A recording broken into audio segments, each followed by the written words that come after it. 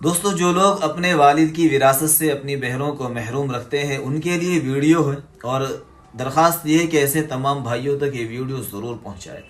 ایک مرتبہ ایک عورت اپنے بھائی کے جنازے میں شرکت کرتے ہوئے قبرستان تک پہنچ گئی۔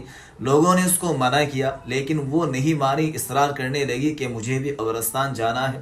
بہرحال وہ قبرستان پہنچی۔ تجہیز و تکفین کرنے کے بعد، قبر کو برابر سرابر کرنے کے بعد، اس نے سب کے سامنے، اللہ کے سامنے ہاتھ اٹھائے، اور ہاتھ اٹھا کر اس نے اللہ سے دعا کی کہ اے اللہ، تو احکم الحاکمین ہے، تو عادل ہے، انصاف کرنے والا ہے۔ میں تجھ سے ایک انصاف مانگتی ہوں کہ میرے اس بھائی نے جو اس وقت قبر میں جا چکا ہے، مجھے میرے والد کی وراثت سے 30 سال تک محروم رکھا ہے۔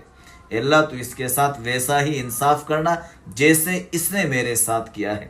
درخواست یہ ہے بھائیوں کہ اپنی بہنوں کو اپنی وراثت میں سے